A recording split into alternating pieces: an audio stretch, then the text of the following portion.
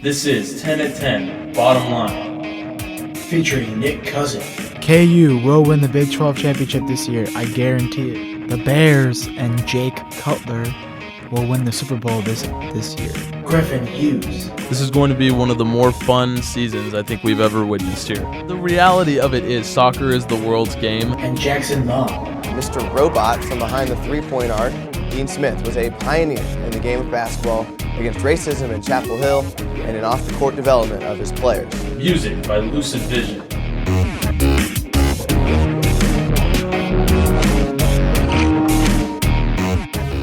Welcome into 10 at 10, the Bottom Line. It is March 30th, so nearing the end of March Madness, unfortunately, here. I'm Griffin Hughes. Joining me is Nick Cousin, as always. And it was a full show this morning. I hosted again. Jackson still in Europe. Hope he's having fun. But, I hosted the show today. Talked about a little bit of everything. A little bit of softball, a little bit of baseball, rowing, soccer. A lot going on this weekend. Everything's going on this weekend. It was a good time to be a Jayhawk sports fan, and you got to see a win, depending on who you were watching this weekend. 300 fans showed up to see the rowing team scrimmage Drake in Kansas State, where they handled them pretty easily. They won 17 out of 20 races there. And just to clarify, it was a practice scrimmage. Yeah. So they didn't do the full 2,000 meters. They only did 1,000. Yes. It didn't count for the rankings or anything. It was mostly for the coaches to kind of get a feel of what their teams are going to look like and what kind of lineups they're going to be coming out with. But it's beneficial to see that stuff. They hadn't done as well as they had wanted to in the past couple of races to begin the spring season. So the scrimmage is definitely a tune-up. They're heading to SMU April 4th, and then after that they hit really the brunt of Big 12 play, and in a little over a month they play the Big 12 championships. So pretty fast season. Yeah, they don't have a very long season, but that's because the races, they're pretty grueling. 2,000 meters, and can't have that many races with all that. Not really, and it's they are students. Let's remember that. That too. They can't be spending their whole lives rowing. So after the scrimmage, the only coach the rowing team has ever had, Coach Rob Catloth, spoke to Kansas Athletics about his goals during the scrimmage.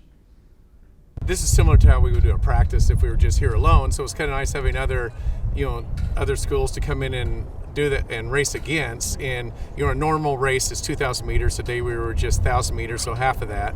So we broke it up, sort of, in thirds. The first two were how you do it off a start. Second two are a middle, and then we ended up only doing 5. But the last one was with the sprint. That was the last 1,000. So it was good putting race plan into practice in sort of shorter bursts or shorter sections. So our push is to keep getting fitter and getting stronger and getting faster, every week. And they're doing a really good job with that, with great attitudes and they're really being aggressive about trying to improve. Soccer, they were in action as well. They got a 1-0 win over Iowa to start the spring season. They went to the NCAA tournament last year, and they're returning a lot of those key players, so there's no reason that they can't do it again this year, certainly, and they're off to a good start here. It's definitely a good showing, and they'll be taking on FC Kansas City, and it's not Sporting Kansas City, it's FC Kansas City. Okay. This, I believe tomorrow, actually. That would be March 31st. Okay. Tennis, they could not come up with a win. 4-3, they lost in their tough losing that last match.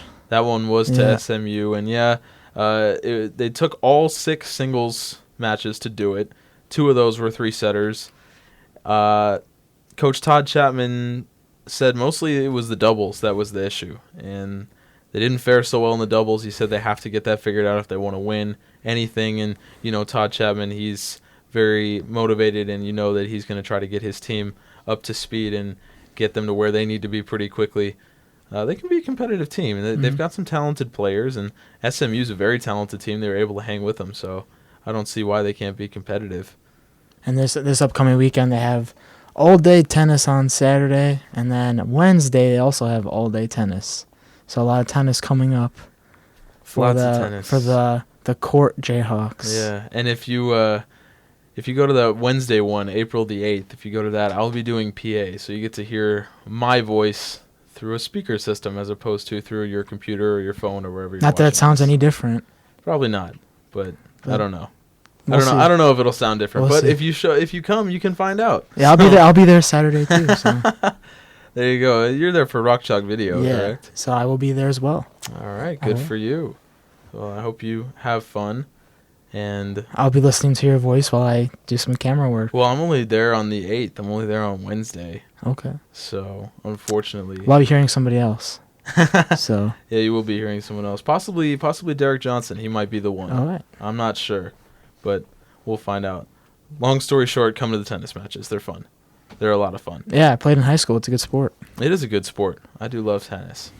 Baseball and softball, they were also in action, and they had a little bit less success on the diamond, we could say. Yeah. I guess you could put it that way. Softball got swept by Texas, and Yeah, I mean we were so high on them, and now there's a lot of question marks after this first series. the question marks really revolve for me around Texas came out and it looked like they were 3 steps ahead of Alicia Pilley. She didn't even pitch a full inning.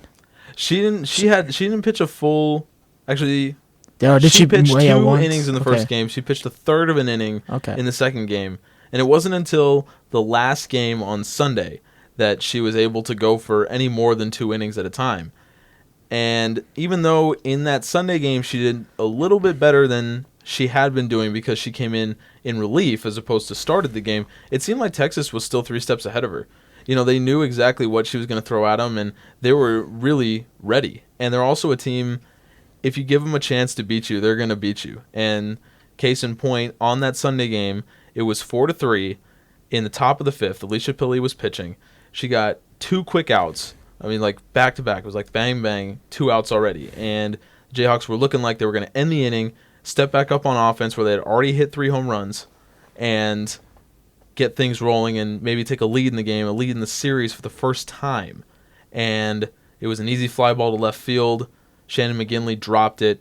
Texas goes on to score 3 runs. Game's over because Kansas couldn't come back from a 4-run deficit at that point. Even though in the bottom of the 7th, Chaley Brickey stepped up to lead off the inning, crushed a home run. I mean, like 400 feet crushed a home run. And that would have been a walk-off had it not been for that error. So Texas, if you give them a new life, they're going to make you pay for it.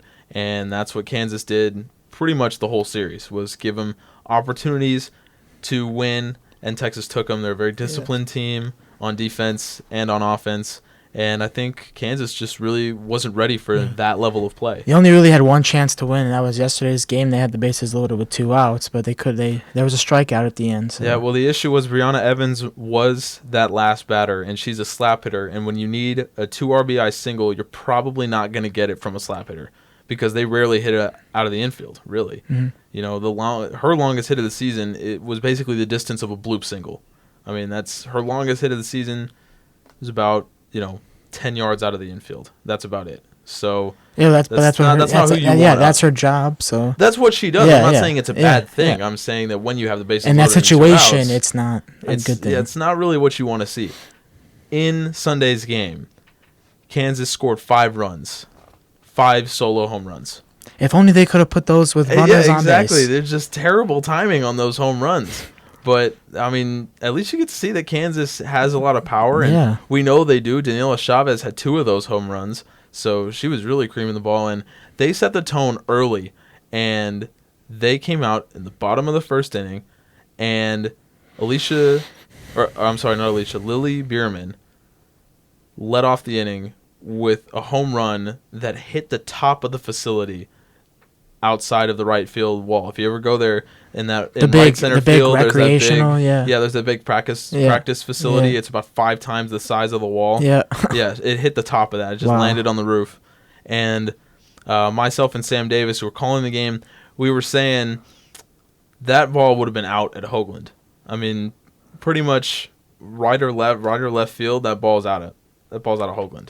So they've got some serious offense and they got some strength. So all they got to do is not give teams an opportunity to beat them. And the errors, the leaving runners on, it really cost them. So a little bit more of a manageable matchup this weekend. It's Thursday, Friday, and Saturday in Stillwater against Oklahoma State. So a little bit more manageable, and hopefully they can get on track there and finally pick up 30 some conference wins on the season. By the way, I mean, we don't want to make it sound like they're doing very poorly. They're still 29 Oh and yeah, 5. yeah, that's a great record. I mean, that's It's just a they didn't fantastic start off their record. conference season very well, but Yeah. there's still a long way to go. So Absolutely. But They a got lot of plenty of time softball to to be improve played, that. and certainly an opportunity for them to host a regional if that's what Kansas fans and we'd would like love to see go that. to. We would love to see that. Everyone would love to see that. And Rock Chalk Park is beautiful, so to host a regional in it, definitely how Up, you should up open the ante, up a up the facility. ante. Definitely.